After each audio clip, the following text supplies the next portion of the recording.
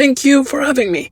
My name is Ravinjay and I'm absolutely delighted to share with you a bit about my home country, Indonesia. The name Indonesia itself is a bit odd. Indo is Greek for India, and Nessos or Nesia means islands. So Indonesia would be Indian islands. And this name will make more sense once I've explained the history, context, and the so-called Indianization of the islands. This presentation is entitled Hindu Diaspora, but it does ask us, what does the diaspora of Hindu Dharma really mean? Must the Hindu diaspora be Indian? Of course, we will also discuss about the Indian community, the Indian diaspora, here in Indonesia, of which I myself am a part of. But when it comes to Hindu Dharma, do all Hindu practitioners have to be South Asian? Well, for a majority of Indonesia's history, they were very much Hindu and even Buddhist. In fact, the whole Southeast Asia, heavily impacted by maritime trade, adopted Hindu and Buddhist ideas. The primary motivation was not really out of love for the philosophy or the gods, but it was political. To become a Deva Raja, a god king, was extremely important in Southeast Asia. The Rajas wanted to be respected as an avatar. They wanted to be a god. They wanted to expand their influence, expand their mandala. And Brahmins from India, especially from the east of India, were coming into Cambodia, Thailand, Indonesia, doing the Abhishek to coronate kings. And of course the kings and the royalty became Hindu. Most notably, they became Shaivite, or worshippers of Shiva. Many monuments and deities were dedicated to Shiva and Shiva's family. But the Śaiva agamas were restricted just to the elite, the kings and the priests. We're not so sure if the priests were Brahmin or not. That is debatable, but they were also rishis. There were rishis who were practicing spirituality, developing philosophy and meditation. And there was also the temple culture very much associated with the palace. The people of Southeast Asia, Indonesia included, were most probably still practicing their own indigenous religions. The elite became Hindus and Buddhists, but the folk religion of the Austronesian people still continued to this very day. They became cultural Hindus, so to speak. So they may know the gods like Shiva, Ganesha, and Vishnu, and they know the stories like Mahabharata and Ramayana, but it became a culture or a tradition for them. It was not a formal conversion. This is very different for the kings and the priests. They were practicing the agamas. They know their religion and philosophy. But the people are not very much familiar with Shaivism. They are still practicing their own folk religion, their own indigenous religion. This is why, later when Indonesia became Muslim, the Hindu-Buddhist past remains a living culture. People are still named after Hindu gods, so you may have many cases of Muhammad Vishnu or Muhammad Surya. Their religion changed from indigenous religions to Islam or Christianity, but their culture remains Hindu-Buddhist. They still listen to the Ramayana. They still think the full moon is a time for prayer, and they still see spirits that guard the nature around them. So this begs the question, were they Indianized? Coedes and other French scholars have called this process as Indianization. And in the early 20th century, some Indian historians even claimed the colonization of Southeast Asia. Of course, we also have the Greater India theory, which claims Indonesia as part of the Indian civilization. So let us try to answer this question by looking at Hinduism in Indonesia today. Most Hindus in Indonesia are on the island of Bali. Technically, the Balinese of today were from Java, but as Java converted to Islam, they fled to Bali where their religion still remains. The Balinese of today worship Shiva. They go to a pura, which is a temple, and they worship with incense and flowers to an empty throne known as the Padmasana. We have the Brahmin, the Padanda, who leads ceremonies to Shiva. He makes the holy water and makes offerings to Shiva, Durga, Ganesha, and the Rudras. But only the Padanda, the Brahmin, knows the Sanskrit mantras and can chant them. The people must follow. If the people want to connect with the gods, they go to a manku. The manku is a village priest. The manku knows some Sanskrit mantras but mainly communicates with the ancestors in Balinese. So only the Padanda knows the Shiva mantras. The manku and the people instead connect to their ancestors.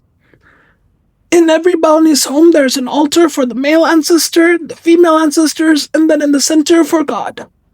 God is not male, not female, not of a particular form, but is achintya, inconceivable. This achintya is formally known as Ida Sankyang Widiwasa, the Honorable Mighty Lord Controller. The Brahmins know this Lord to be Ardhanareshwara, Shiva Shakti combined. But for the people, this is not the case. The Balinese still eat meat, perform sacrifice to the ghosts and ancestors, and also worship the yakshas that protect their village. This is their grama and their kula devata. The Brahmins are technically the Shaivites. The others are Balinese. They follow their own indigenous religion. In 1927, Rabindranath Tagore visited Java and Bali, and was amazed to see so much of India but no Indians at all. It was as if Indonesia was still living in the Puranic age. But it is not the Hindu Dharma they know of. Yes, the locals know Rama, Ganesha, Shiva and so forth, but they mainly connected with their own ancestors and followed their own customs and rituals. The Indians we now will speak of are those from the Indian subcontinent who came to Indonesia during the time of European colonization. As we know, India and Indonesia has always been in contact. We find many Sanskrit and even Tamil inscriptions in Indonesia. But for the sake of this discussion, when we speak of modern India and modern Indonesia, we will speak of them as nations that underwent great change due to European colonization. The many ethnic groups today form India was under the British, and the many ethnic groups that today form Indonesia were under the Dutch. In essence, these identities of Indian and Indonesian were technically a later creation, a political creation. Even though there existed many kingdoms in the past where people from the Indonesian islands and the Indian subcontinent would mingle, the people group we currently define as having Indian origin would be the Tamils, Sindhis, Punjabis, and some other minor groups of Gujaratis and others. In the 1830s, Tamils were brought into Sumatra to work in plantations, brought in by the Europeans. It is estimated that there are 18,000 Tamils in Sumatra alone. As they were brought in as labor, the Tamil population is varied. You have priests, merchants, and of course farmers. Today in cities like Medan and North Sumatra, you see Tamils everywhere. They own companies, work in retail, have temples, but they also become security guards and even parking attendants. The Tamil community is fully present and is in every level of society in Medan. Some did move to Jakarta where they worked in textile and construction, mainly in the companies of other Tamils. In the 1870s, we have the Sindhis, who came to Jakarta and Surabaya mainly to open up companies. But it was after the partition of India when 2,000 Sindhis would come to Jakarta and properly establish their communities in the 1950s. Today, the Sindhi community dominates the Indian diaspora of Indonesia. Most are wealthy merchants working in textile and film. The Punjabis came into Indonesia via Singapore in the 1920s. Most Punjabis were from East Punjab and some, like my own family, were from West Punjab, but quickly found a new home in Indonesia before partition. Most Punjabis are Sikhs and established their own shops and gurdwaras. My own family came in the mid-1920s and my great-grandfather opened up a shop in Jakarta in 1927. There are also other Indian ethnicities like the Gujaratis and later Bengalis and Marathis who then came to settle in Indonesia mainly for trade. There used to be much more Indians in Indonesia, but most left around World War II due to Japanese occupation. Now there is approximately 100,000 people of Indian heritage in Indonesia today. Indonesia is a country and a nationality. There's no such thing as an Indonesian race. There are over 1,000 ethnic groups that make up the Indonesian population, but most of them are indigenous from Indonesian islands. Those that are not indigenous would be the migrants from China, Arab, and of course India. To be Indonesian, you do not need to be indigenous. You just need to be an Indonesian citizen, speak Indonesian, and be familiar with the culture.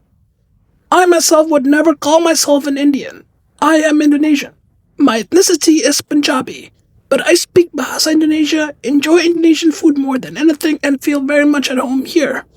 There are two main models of how the Indian diaspora has become Indonesian. One group chooses to still celebrate their Indian cultural identity while being an Indonesian citizen. So they still speak Sindhi or Hindi or Punjabi or Tamil, but they also function as an Indonesian citizen. They like to eat dal and chapati, but they also blend in with other ethnic groups in the country. Most Indonesians actually live like this. The Javanese, Batak, Balinese, Dayak, Hokkien, they're all different ethnicities, with their own culture, language, and food. But they also work and talk to each other as Indonesians. The other model, followed mainly by early Gujaratis and Tamils, are assimilation. They lose touch of their own language and religion and blend into becoming Javanese or as local as they can be. Mani, in the book Rising India and Indian Communities in East Asia, has described there being three categories of Indians in Jakarta. The first group is the descendants of Indians who arrived in colonial Indonesia. They feel at home in Indonesia and generally do not know of their origins in the Indian subcontinent. They continued to preserve what their forefathers imported from them while integrating themselves into the Indonesian social landscape. The second group of Indians is the businessmen. They came to Indonesia both during the pre-war and post-war years and made their life good. They too have come to feel confident about being Indonesian, and their children are incorporating more aspects of Indonesian identity. The third group comprises of those who arrive in as investors and professionals from India and elsewhere in the region. They remain as professional expats. I myself am from the second category. But with independence comes sovereignty and a newly formed identity. Indonesia and Indonesians still view India and its people as foreign. I might be of Indonesian citizenship, but my face is already that of an outsider. But when we speak of Hinduism, the case is very different. Hindu Dharma is still regarded as local, as culture, as heritage, as living, and even as their own. So India might be foreign, but Hindu is local. And this is, again, because of colonization. We all know that the word Hindu itself is an exonym. Ever since 1616, the religions of India were labeled as Hindu. And in 1820, a John Crawford, part of the team of Thomas Stamford Raffles, called the religion of Bali and the old Javanese as Hindu. So India has always been seen as a foreign power that influenced Indonesia and later became an independent ally along with Indonesia.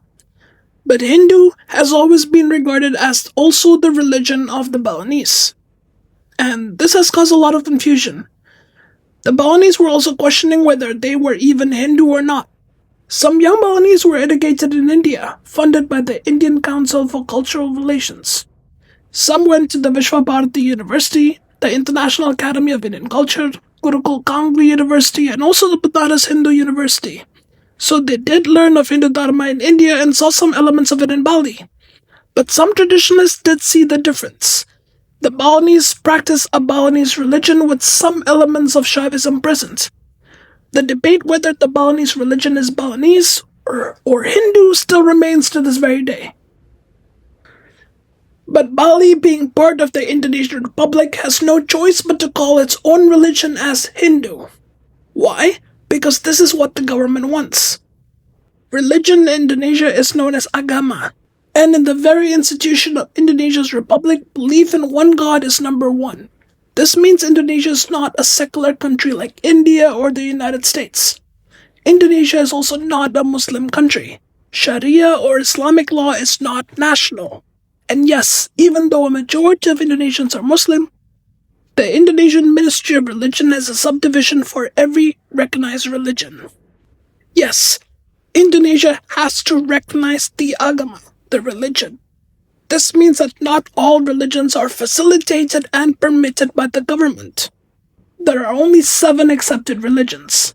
Islam, Christianity being divided into Protestant and Catholic, and you have the Hindu, Buddha, Confucius, and lastly there's even a group called the branches of beliefs.